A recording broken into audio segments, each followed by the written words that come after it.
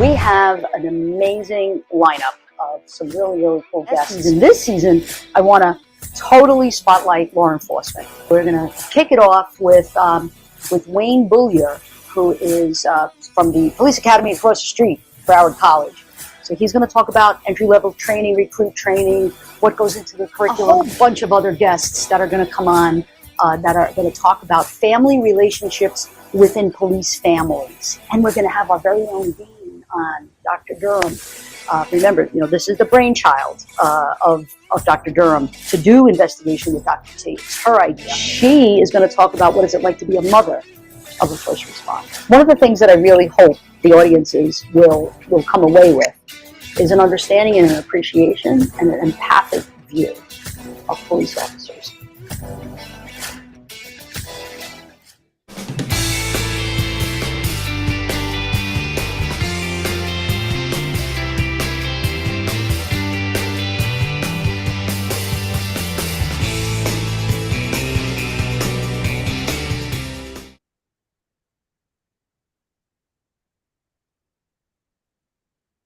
Welcome, everybody, to Investigation with Dr. T. I am Dr. T, Dr. Grace Telesco, Director of the School of Criminal Justice and Associate Professor. And I am joined tonight for our very last episode of this season. I'm joined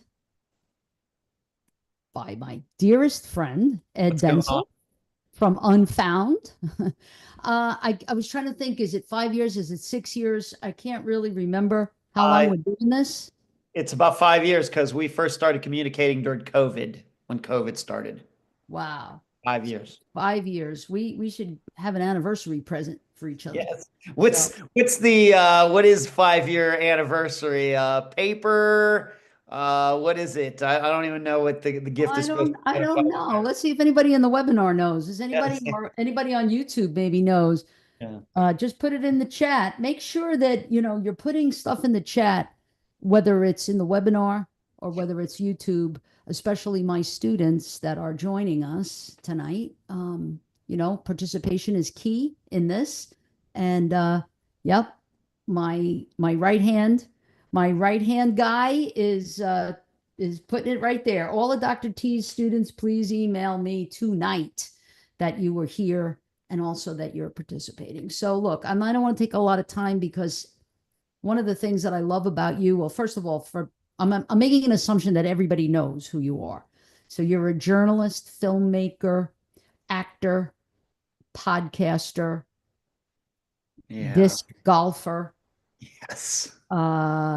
West Coast, Gulf Coast, Gulf of America, whatever we're calling it today. The ocean. I love when you post pictures of your view. Where I live. Beautiful. Yeah. Just a really right over here to my left as we sit. You see this right here, right out that window is the Gulf. Yes. That's the Gulf. The Gulf of somebody's. Yeah, we don't know which. We're not going to get into that. That's for another podcast. That's right. So one of the things that I really admire about you is how you give voice to the missing. So we might have a case that's been missing. We call it in policing cold case. So that that basically means there's no more information. We've investigated this to its end. There's nothing else that we could do. And police, there's a risk. It's sort of like a side effect of being a cop or side effect of being a detective is something called confirmation bias. And so we get something in our head that we think is the outcome of a case or a suspect or whatever it might be. We get something in our minds and then we don't want to see anything else. That's confirmation bias. And it can happen, right? So I think that probably a lot of the families of the missing are very frustrated with the police because they feel as though you're not doing enough. You're not continuing to investigate. You're ignoring new evidence, or you're ignoring new information or new witnesses or whatever it might be. You're ignoring it, but not only that, you're ignoring my person. And that's what you do, Ed. You give their person honor. honor, respect, and Yeah. and time. So, without any further ado, I know we have a very special case tonight that we're looking at, and then later on, we'll just surprise people with Yeah, our we're not later gonna, on bonus. Okay. right. It's a little bit of a current event that goes along with missing persons cases. Yes. Well, it's good to be here. Seems like I was just here, but I kind of was. It was just back in March that I did the anatomy of a disappearance, where I went missing while I was going to see one of my ex-girlfriends who lives in California. But tonight, we're actually talking about a real case with real people, real emotions, real facts. And I think that although it's not the most common type of disappearance, in my opinion, it is one that's common enough that it must be understood. It's statistically significant. So we have to understand it, not just from an investigator point of view, but from a public point of view, just the general public, and also all the families out there that may hear about this disappearance tonight and say, wow, that sounds very similar to the one that I'm experiencing in my life. My son, my daughter, brother, sibling, whoever is gone missing. Man, it sounds very similar. So where we're going tonight, and of course, I hope that during my discussion here, my talk, that people will jump in with any questions and comments. Hopefully, we can get to those before we're done this evening. We're going to Fort Hall, Idaho, and I've covered at least, I'd say, about 5 disappearances there. Even though Idaho isn't one of the biggest states or one of the most populous, I've covered at least 5 disappearances there, and this is one of them. This young man's name is Austin Pevo, Pevo, and he was 23 years old when he went missing on February 3rd of 2018. And he is a Native American. And I think that we need to remember that when we are thinking, when I'm talking later about the investigation. We can certainly, I'll have at least a little bit to say about the status of disappearances regarding Native Americans, or if you're from Canada, of course, for what they call their First Nation people, covered some disappearances of those groups, that group in Canada as well.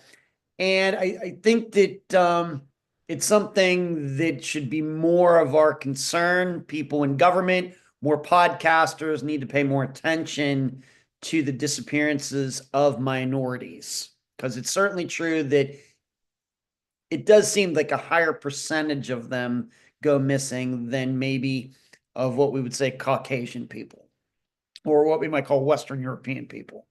So Austin Pevo, 23 years old, Native American, went missing from Fort Hall, Idaho on February 3rd of 2018. Now, something else that's maybe a little bit, I think, interesting, where you have to keep this in mind, is when I got to this disappearance, it was not even a year and a half old. I went back and looked. I did this episode in June of 2019, so we're coming up on 6 years since it was an episode. And so it was very new, at least in my terms. Everybody needs to understand that the average age of a disappearance on Unfound, and I've covered over 360 disappearances now, the average age is about 22 years old. So a year and a half in my world is like a new case. Even though I know these families, it seems like it's centuries, if not millennia. But I got to this very early on, which is kind of rare. You know, usually, like I said, the average age, 22 years old. And his mother, Susan, was the guest. And I continued to communicate with her well after she appeared, and until the conclusion, because not to give away, Austin was eventually found and he was murdered. So keep that in mind as we go through this. But his mother, Susan, was the guest. And as you know, all of you know by now, I'm all about the education.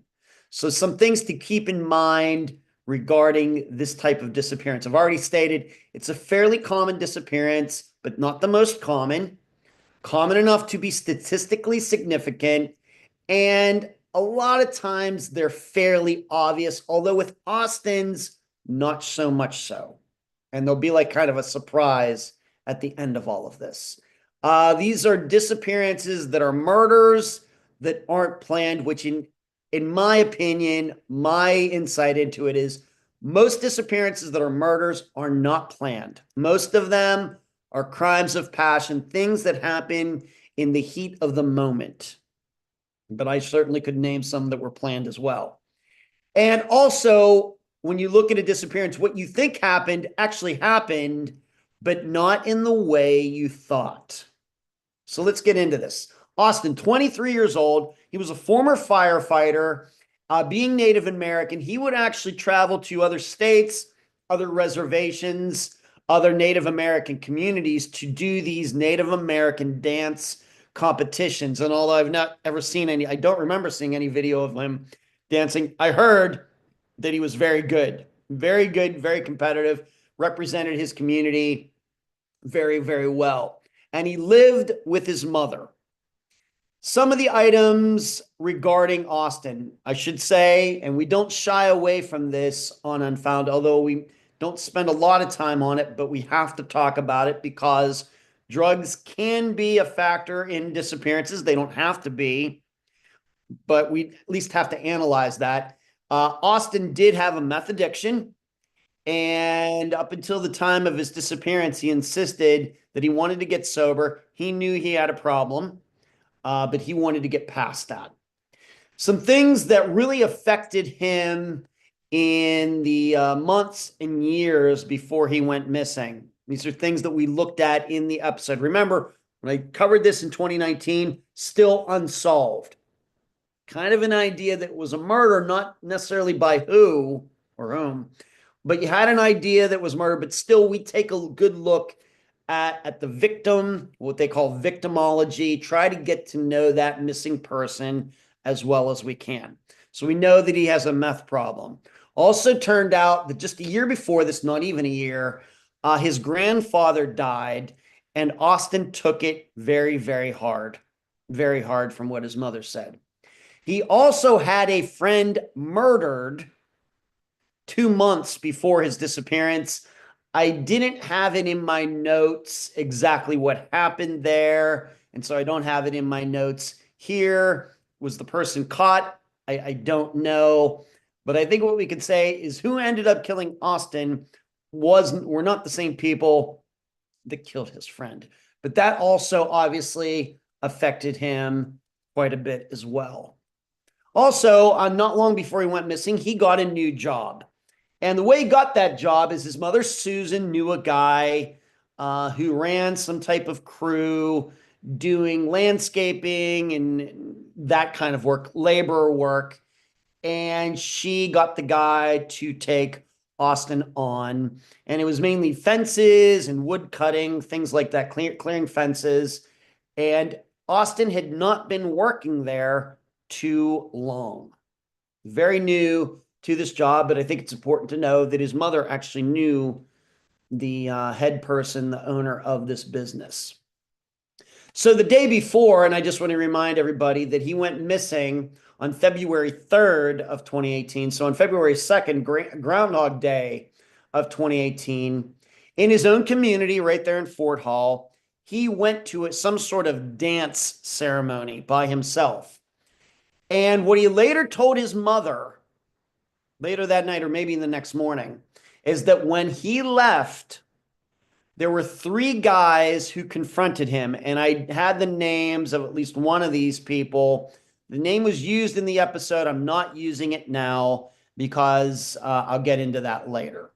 But 3 guys confronted Austin about something. He was never clear. He never had an opportunity to expound on what the reason was. All he ended up telling his mother later was that these 3 guys confronted him, and one of them actually pulled a knife on him, so Austin says. Now, how he got away and what the beef was and everything else is still unclear. And Susan could not pass along any information regarding that in the episode. But the weird thing is, the one of the guys who was there And her idea was that she thought that Austin was friends with this guy. So this is very, very confusing.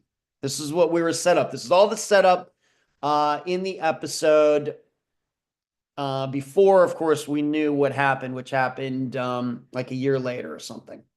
So the story was Austin told his mother about it when she picked him up that night.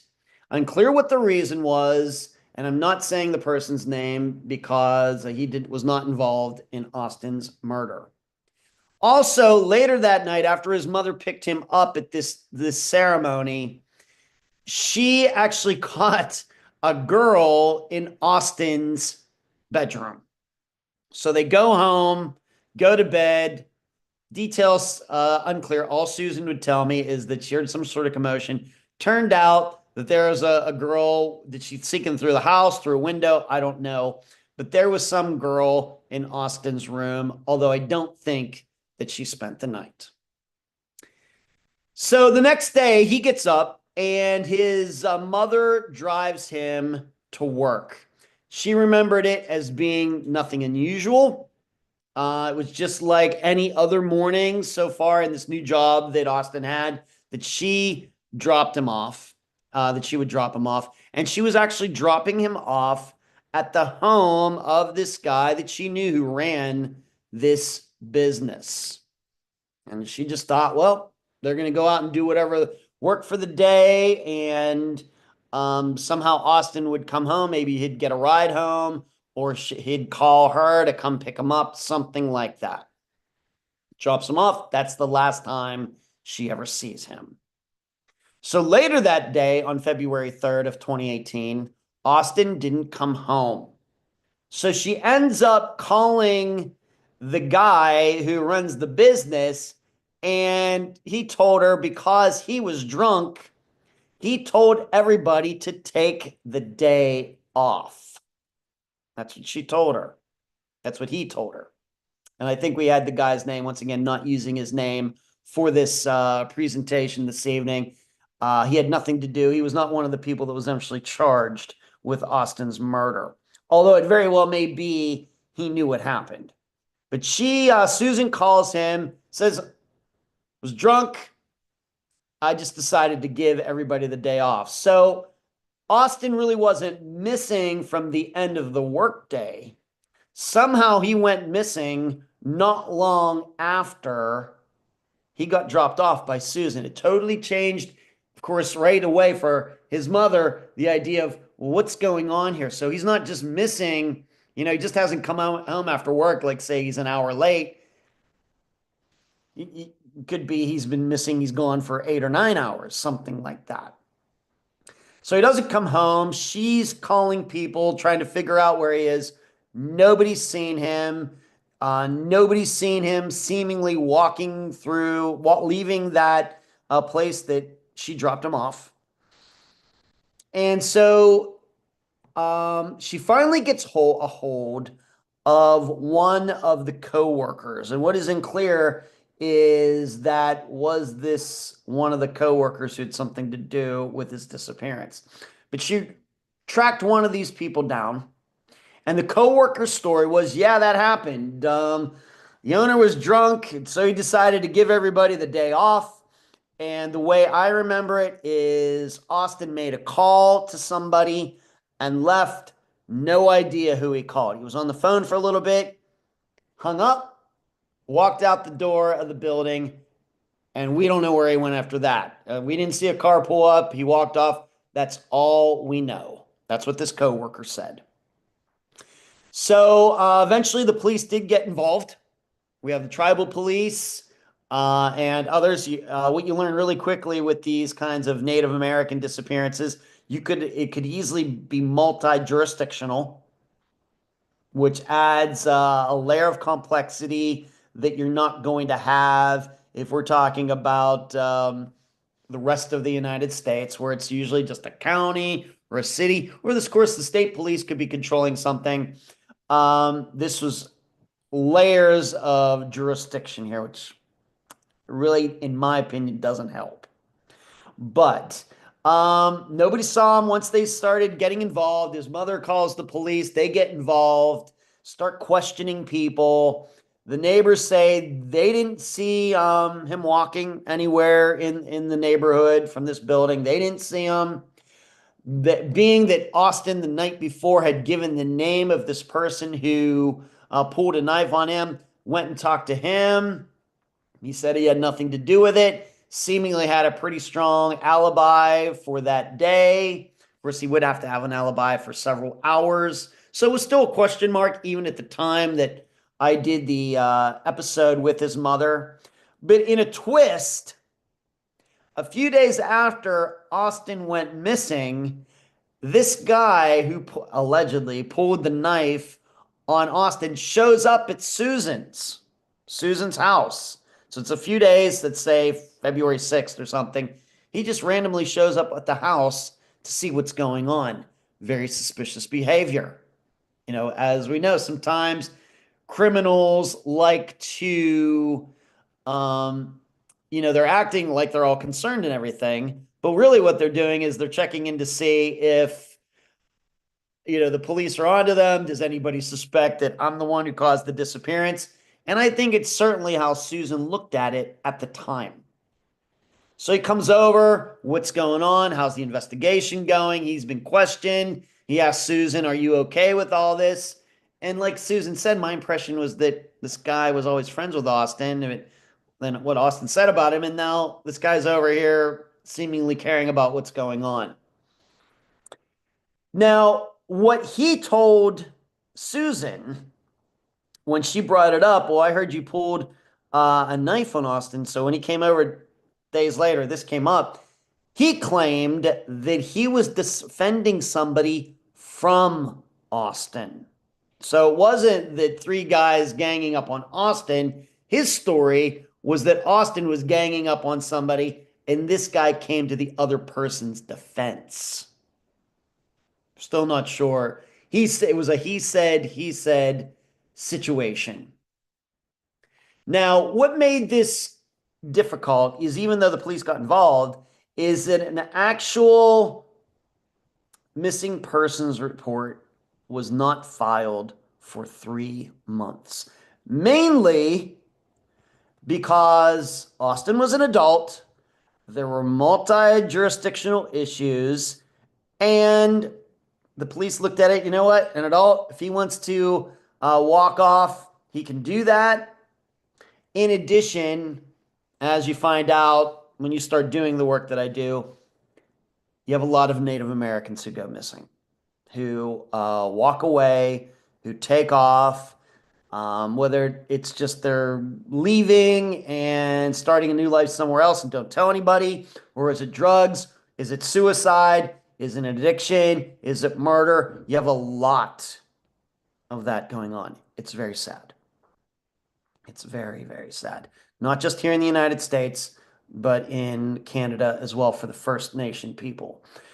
So Susan was not able to file a missing persons report for 3 months. So now we're looking at February, we're looking at May before the actual report got filed. And so it was only been about a year from the report getting filed to Susan appearing on Unfound. And you should know, what's my rule? The rule I have for disappearances on the podcast is that a disappearance must be at least a year old before I will look at it. The reason is that in that first year, things can be very, very fluid. Facts going up and down and all around, all sorts of crazy theories, and people being suspicious of each other and everything else. And it can be very difficult to try to cover a disappearance early on in a very objective way when all of that is going on. There's a lot of emotions running high. Of course, from the family, that's going to be the case until the disappearance is resolved. But for everybody else, it's small town, big town, middle-sized town, the friends, the neighbors, they get emotionally wrapped up in it, and then they start telling all sorts of stories, and it's hard to make sense of what is true and what isn't. So that's why I stay away from them for at least a year. So we have to keep in mind, Austin's was just over a year But in his disappearance, I did not get the idea that there were a crazy amount of stories go back and forth. This was really one of those where he was there, he wasn't, nobody knows what happened. He was there, he walked off, nobody saw him. I get a lot of that on Unfound after 360 disappearances. Now, the most prominent rumor was that somehow, after he got dropped off and walked off, that his ex-girlfriend was involved and it was a murder. So he left, he went to see her, and something happened. You know, did she have a new guy in her life? Did she lure him somewhere? Was that her on the phone? And the way I recollect it is that they couldn't get the phone records. For some reason, did he have a track phone where, you know, they don't keep records, or did he use a phone? Was it a local call, like from inside the building, like a landline or something? Just didn't have any really solid phone information for this disappearance, which is really rare in disappearances so far into the 21st century. But this was something that was out there, and she, of course, claimed she had nothing to do with it, didn't see him, he didn't call her, nothing. And now what was interesting then also is that at the time of the interview that I did in June of 2019, Susan was working, I forget what kind of job she had. She was actually working with some employee that also worked for that business where Austin went. And this employee said, I don't know what happened to him. I have no idea. And I really don't know how many employees were involved.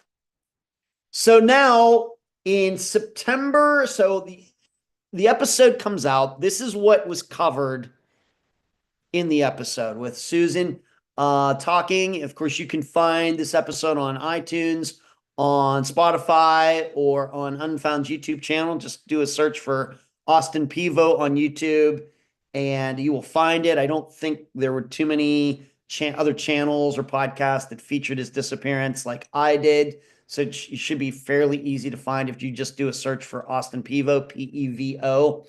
That was the extent of the episode in June of 2019. Now, here's some things that happened since. In September, so 4 months after the episode came out, remains were found near Fort Hall, Idaho. They did not end up being Austin. Also, what came up in the episode, but was still unresolved, and it eventually did get resolved, but after Austin's, is that there was another Native American man who went missing who was very much like Austin.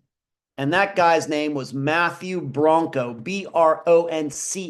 So you think of Bronco without the H. It's B-R-O-N-C-H-O. He was on the Charlie Project. He was on NamUs, kind of under similar circumstances in which it appeared he just kind of walked off. And at the time of the coverage of my coverage, Unfound's coverage of Austin Pivo's disappearance, Matthew was still missing. He eventually was found, and I could read what it had to say about Matthew Bronco. Bronco disappeared from Fort Hall, Idaho on March 20th, 2019. So just a few months before I did the episode, Matthew Bronco went missing from the same area. But his remains were found in April 2024. They were found in the Hansel Mountains, southeast of Snowville, Utah, by a man looking for shed deer antlers. His death is still under investigation, but I do not believe it was foul play. So the episode comes out, and this is where we stood. What the heck happened to Austin? Well, finally, in November of 2019, so June, the episode comes out. So that's 6/11. So 5 months later, this is what happens. 3 Fort Hall area men have been charged with the death of Austin Pivo after he was reported missing in 2018. The U.S. Attorney's Office in Boise confirmed Justin William Beasley was indicted September 24th, 2019. And his hearing is scheduled for June 15th of 2020. Maximum penalties include prison, up to a $250,000 fine, and up to 5 years supervised release. Blandon Kobe was charged on November 26th of 2019. One count of misprision of felony, alleging he helped conceal, assisted with moving, and hiding the victim's body. His trial will begin in June 22nd of 2020. It didn't happen because of COVID. Remember, we're now getting into COVID times. And then a third man, Alden Hugh Brewster, was also charged on November 26, 2019, with one count of alleged accessory to murder. The indictment says he did receive, relieve, comfort, and assist the offender, Justin William Beasley. Fort Hall Police Chief Pat Teton said April 21st, the FBI officially confirmed Austin Pivo's remains were identified. In September of 2019, the Fort Hall PD and FBI special agents received new information that led to a location on the Fort Hall Indian Reservation where human remains were found. After further forensic examination by the FBI, it was confirmed those remains to be Pivo's. His name, his family has been notified. So these are the three guys. And guess who all three of them are? They were all co-workers at that business. And one of them, although I'm not sure which one of them was the one who told Susan, oh yeah, he made a call and left. I'm not sure if it was Justin William Beasley, Blandon Kobe, or Alden Brewster, but one of them was the one who told her, oh yeah, well, he just walked off. We don't know what happened to him.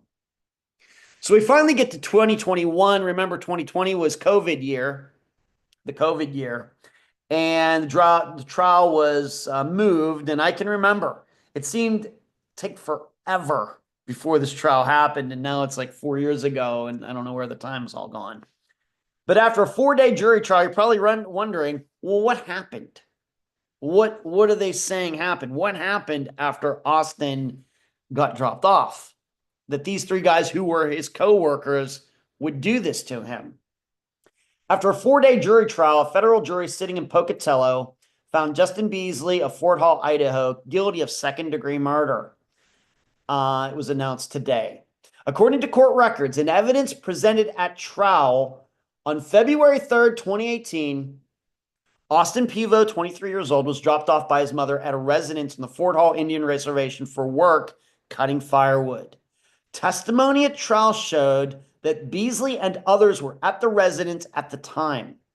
Beasley and Pivo had an argument, and Beasley stabbed Pivo twice in the chest with a knife.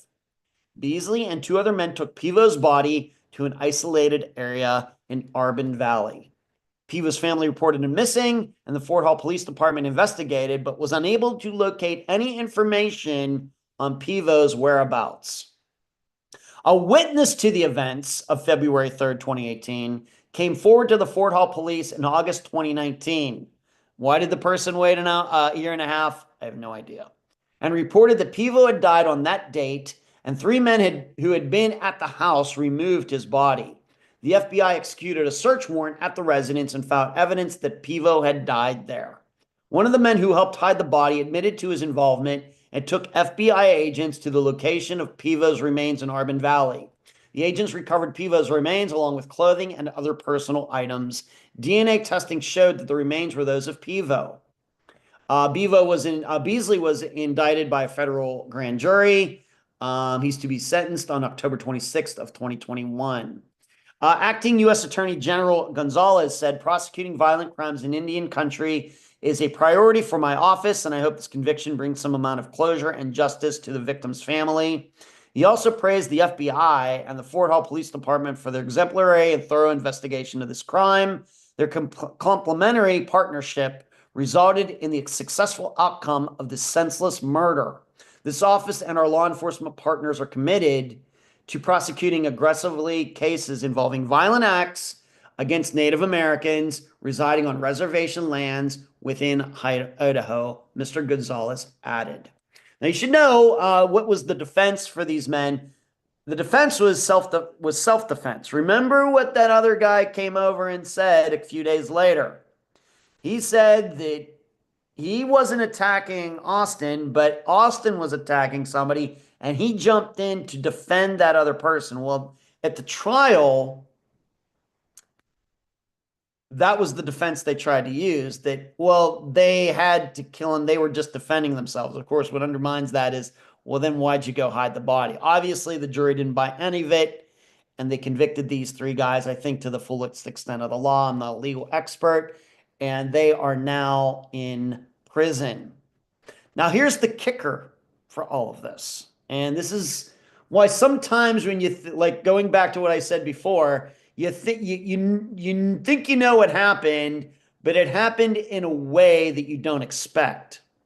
I don't think anybody is surprised maybe by this outcome. That, well, kind of does sound like a murder type of situation.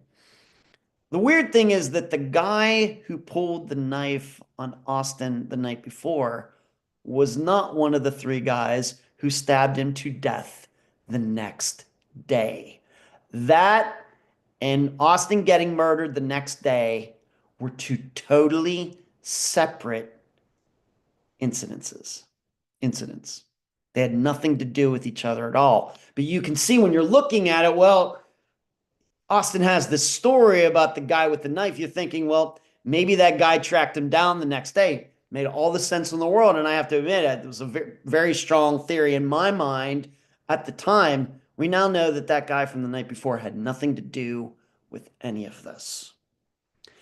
And that is the disappearance to discovery, eventual, we now know, murder of Austin Pivo. So that's it, Dr. T. Wow. That's a lot. That is a lot. And it saddens me again to hear, that we've talked about this on other shows, the disease of addiction, right? Which, and you said, he struggled with that. Mm. I know so many people who struggle with that.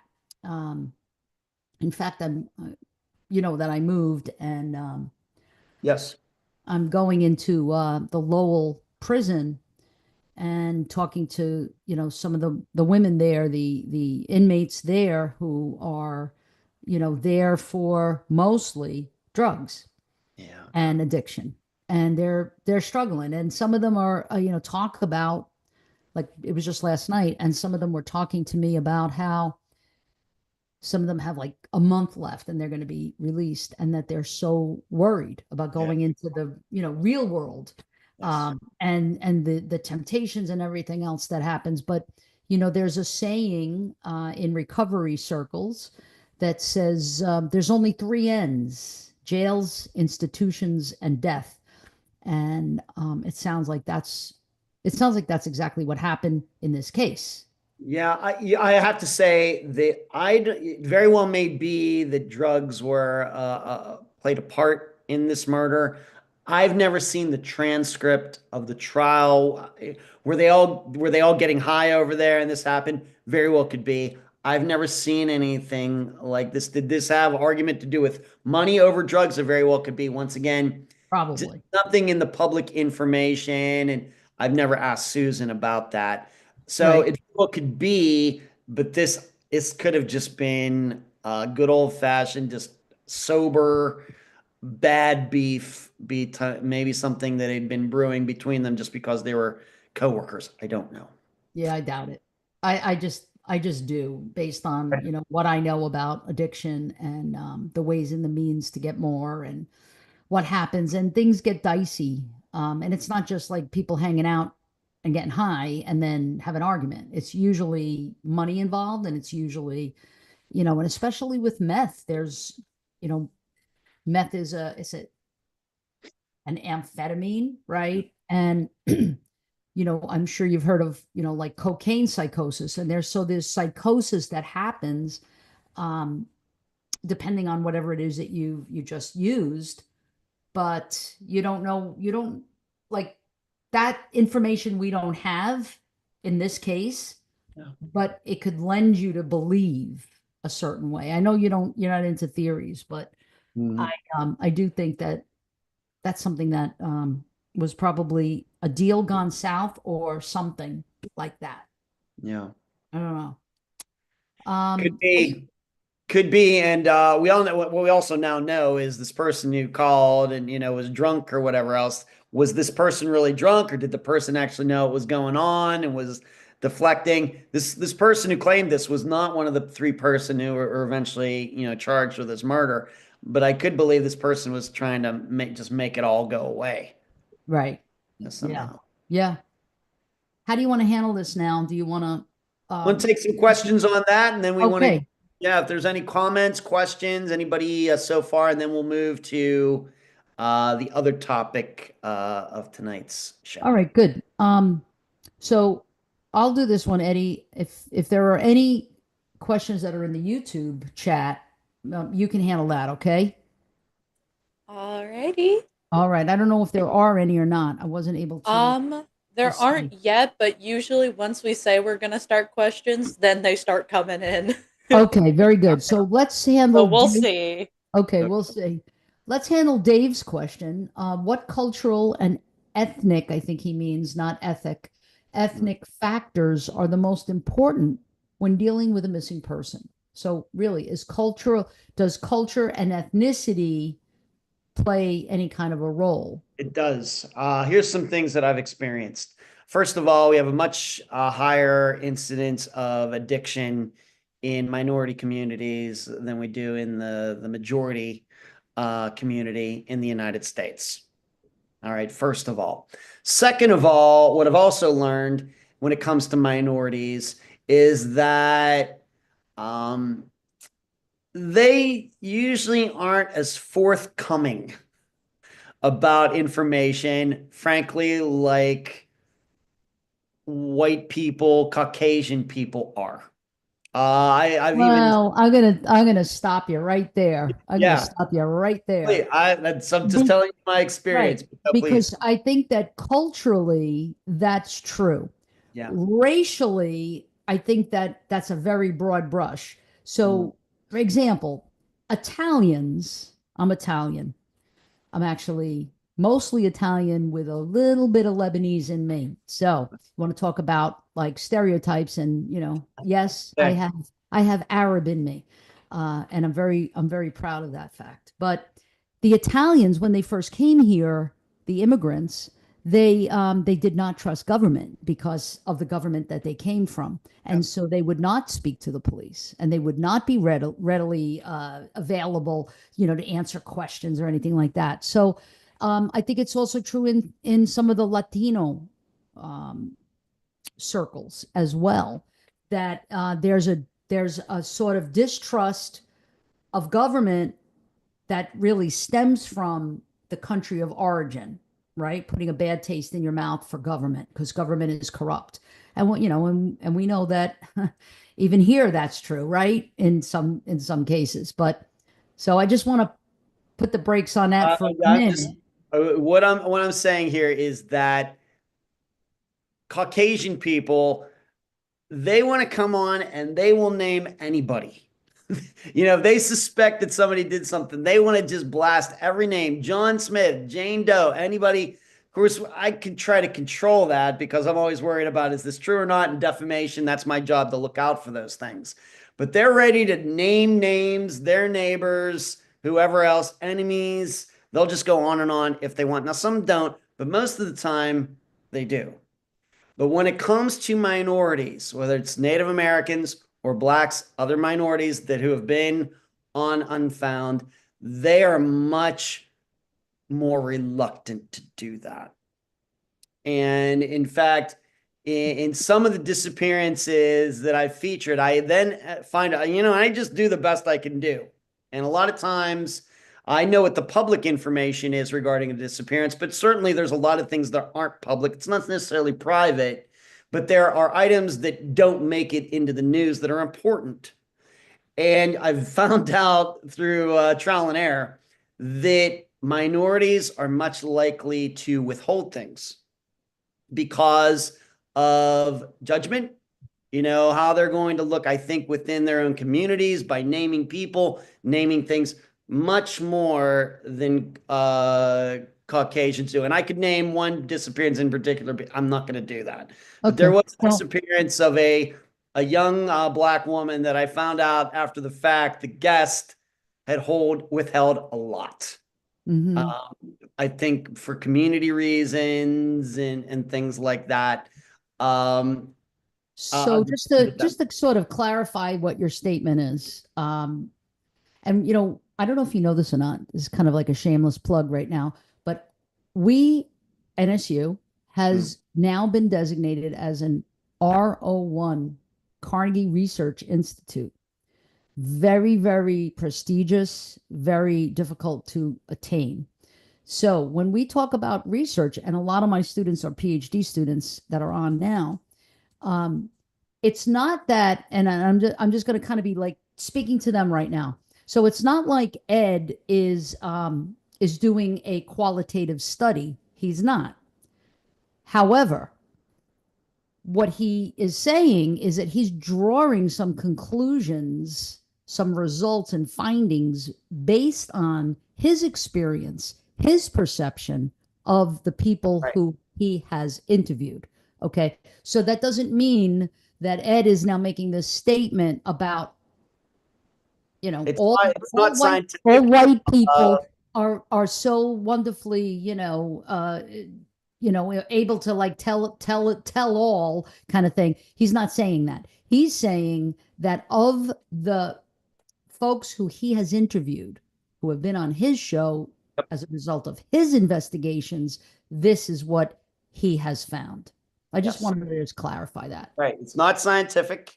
It's perception. I think it's a pretty good one.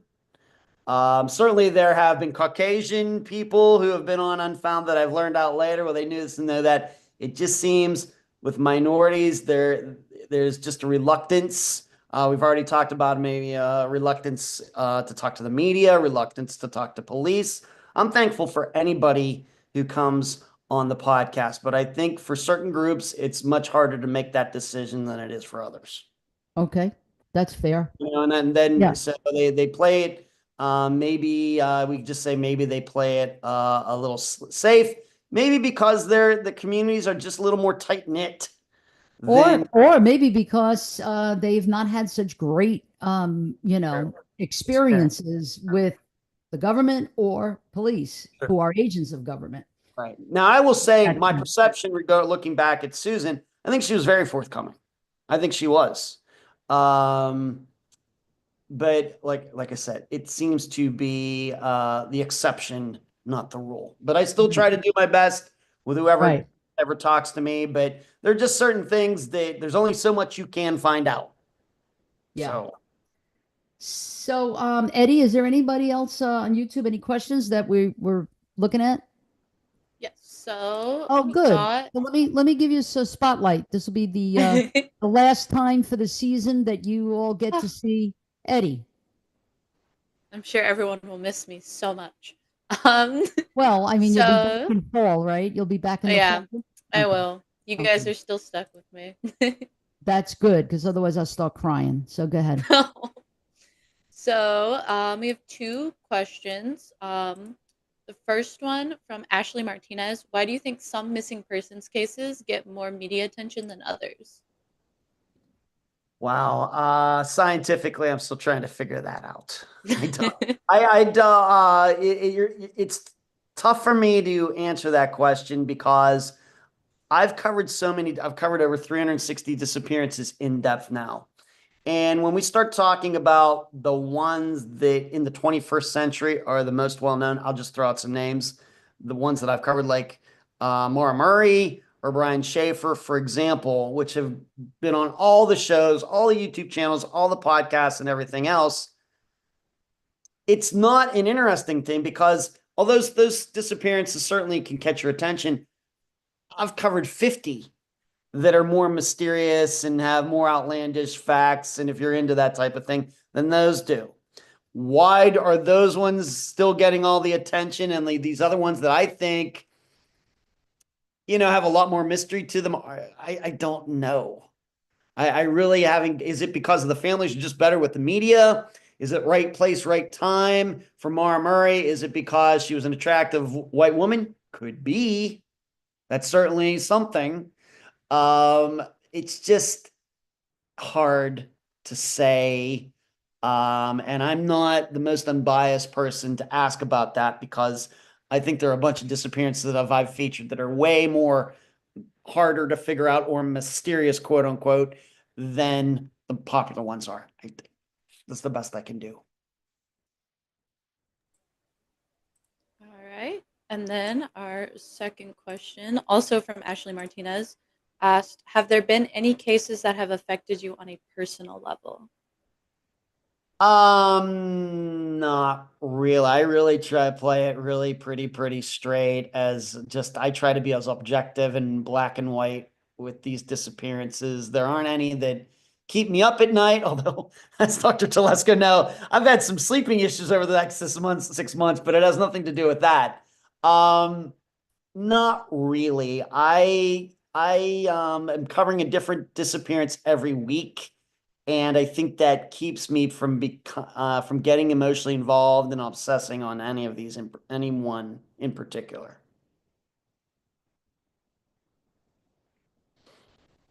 Any others, Eddie? Maybe one more? Let's just do one more because we have this other bonus to talk about. It looks like that is all the questions. Okay, great. Well, thank you so much.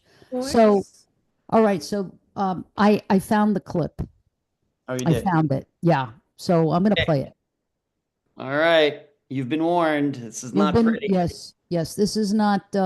Yeah. Turn your eyes away if. Yeah. Let's just say, being a horse owner myself, and a recent horse owner, but not a recent horse lover, this is going to disturb you. So just graphic warning, trigger warning. Yes, you might want to walk away for the next 3 minutes. Disturbing video of a Southern Nevada veterinarian brutally kicking a horse, and then just days later, this man is now missing. You're watching 8 News Now at 11 o'clock. I'm Denise Valdez. And I'm Brian Loftus. The 8 News Now investigators learning authorities are searching for veterinarian Sean David Frainer. For the latest on the search, as well as what the horse owner has to say, let's send it over to James Schaefer in our newsroom. James? Brian, Denise, before this happened, the horse owner told me she had used Dr. Frainer and never had a problem up until this past week. Frainer, who's worked as a vet for over 2 decades, since apologizing for the incident, and now he's missing. Video shows the moment Dr. Frainer, a Southern Nevada-based veterinarian, is seen kicking a colt. Frainer was at the property administering shots. The owner shocked at what she was seeing. He's choking. He wrapped the horse around his neck 3 times, and he kicked him in the head. When he kicked him in the head, I was already on the ground. Shauna Gonzalez said this video was after Frainer had allegedly kicked the colt seconds earlier, the moment shocking her, sending her into a medical episode. Gonzalez said the colt sustained a wound and an abrasion to the skull. Now at Desert Pines Horse Rescue for a couple days. I will tell you the main reason I started recording because I was not sure if wrapping the rope that many times was proper procedure. The video posted online going viral. Frainer in response posting a long apology on Facebook, saying in part, "I did not blatantly haul off and kick this horse as it appears in the video. That was not my intention at all. It was done simply to get the horse in a better position so that he could breathe and get up and move so that I could try to anesthetize." Ending with, "But yes, I did kick him right in the chin, and I very much do apologize and wish this never happened." Now, at Lake Mead, multiple agencies starting a missing persons search seeking Frainer. Gonzalez said she and others have been threatened since coming forward, still hoping Frainer is found. It's horrible. I never ever wished this upon him. I never wished it upon and never wished it upon anybody. This is not what I wanted in the end at all. So wow, right? I don't know. I don't know if this video needs context. No. Honestly. But go ahead. It brings back memories of, so you don't know, I used to live in Las Vegas, so seeing Vegas 8 now brings me back to my 13 and a half years of living there, back from 1998 to 2011. Yeah. But what ended up happening after the video was posted and he's apologizing, as they said in that news clip, he started getting a lot of threats. And I will tell you that I even posted the news story in the discussion group on Facebook, the Unfound podcast discussion group on Facebook. And I actually had to delete a couple comments because they were so brash and, very aggressive comments. I don't put up with that in there. I realize that we all love our animals. I don't have any, but I love dogs and cats and everything else. I just don't have the patience for them. Dr. Telesco, I see all your pictures on Facebook of all your beautiful animals. And so when something like that comes out, people get, pretty emotional. And Dr. Telesco even experienced this firsthand. I did a presentation a few years ago down on your campus, and I was talking about a missing guy named Eric Alvarado. And it wasn't until I said that his 2 dogs got killed is that all the students they went, oh no, they didn't care that the guy was missing, but they cared that the dogs were, had been hit by cars. It's just how we as humans are. Okay. So this is all the way people react to it. It's almost worse than if this were a video of a man slapping a woman or kicking a woman. That's, people take their animals very seriously. And so he got all sorts of death threats. And then eventually his vehicle was found out at the Lake Mead recreational area, where Lake Mead is just south of Las Vegas. Been out there many times back in the day. And as of today, we're doing this on April 17th, so it's been over almost 2 weeks. He is still missing. They went out and tried to find him out there. He is still missing. The big question is, do I think that there was foul play involved? Did somebody, go after him? I really, really doubt it. Where I have to think that he certainly didn't know that he was being videoed. If he had, he wouldn't have done that. Had he done this before, maybe it's going to now come out that other people suspected him of abusing animals. We don't know. It's early on, but it very well could be that I kicked this horse. It's on video. Maybe they're going to find out of other things that I did, because essentially his career's over. I mean, what horse owner, dog owner, mouse owner is going to hire him ever again? He's done. It's done. And if he were a 25-year-old, just getting started, that's one thing. But he's well into his career. He's in his 50s. He's just a little older than I am. That's a big deal. Yeah. He's probably thinking, I'm want going to be found. Yeah. And he thought he's going to be a veterinarian for another 10 years. No, you're done now. And you're probably going to get sued and everything else. And that easily push somebody over the edge like that. I think that we did a show one time, didn't we, about a missing person claimed to be a victim, or the family was claiming them to be a victim in 9/11 and they really weren't, or yes, I forget that. Yes. Just that. So, I mean, there was a story around 9/11 where there was this guy. I mean, he wasn't up to no good. He just couldn't find the wherewithal to leave his wife, and so he took that as a opportunity to go missing, and just for her to assume that he had died in the World Trade Center. But they found out later on, he wasn't. He was just trying to disappear. And so I think that might be the case with this vet, Could be. They're going to check his bank accounts. They're going to check, did he have any cash laying around, if he needed to make a quick getaway or something like this. But I'm inclined to think this is the real thing. Now, why they haven't found him yet, I don't know. But sometimes these searches aren't as good as we all think they are. Right. Mistakes can be made. Do you go far enough? It's sometimes hard to find a human body out there in the desert. I have to believe that this is some sort of, he committed suicide. I have to believe. 56 years old, it's not easy to start your life over under a new name and everything else. Yep. That's unlikely to me. Yeah. Yeah. Well, But also this should be, when it comes to the media and how you portray something and putting that video out there, that I will be honest, if I was covering a disappearance like this, I would probably, of course, talk about the violence toward the horse. I probably would not put the video of the horse up there. And show it 3, 4, 5 times constantly, that's meant to evoke some type of emotion in people. And I mean, but that's what, I'm not saying all journalists are like that, but if it bleeds, it leads kind of thing. So, and you're familiar with that, but we're at the top of the hour, Ed, and I just wanted to say thank you to you so much for always being there and always being so willing, like no matter what, when we try to do scheduling, you have completely, you're so patient with us, and you understand that sometimes there are things that are beyond our control, both of us, in terms of like production and whatnot and schedules.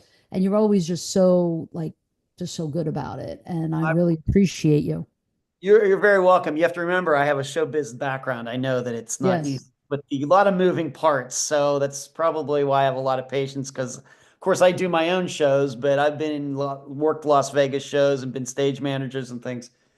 You never know what can happen. You just gotta go with it. Just gotta go roll with the punches. Don't take it personal. Try not to anyway. So I want to just say thank you.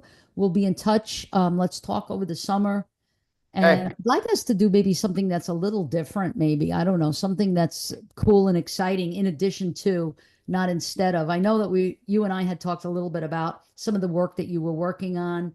But I don't know. Let's schedule a time where we could talk over the summer. And, and that's when things will really like quiet down. Mm-hmm. And then we'll schedule for our next season. Okay. Great. Thank you so much, Ed, for being here. Thank you. I also, before you go, before everybody goes, I just wanted to say again, thank you to all of our students. Thank you so much, Eddie, for being with us tonight. We appreciate you. I want everybody to know that I nominated Eddie for Student Employee of the Year. He didn't get it, but that doesn't mean he didn't deserve it. And I just really appreciate that Eddie has always been there, no matter what, for everything that I ask, and he's always there.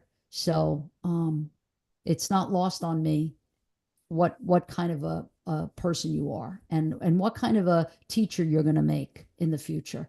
So I'm really, really proud of you, and I'm really looking forward to working with you again next year, next academic year.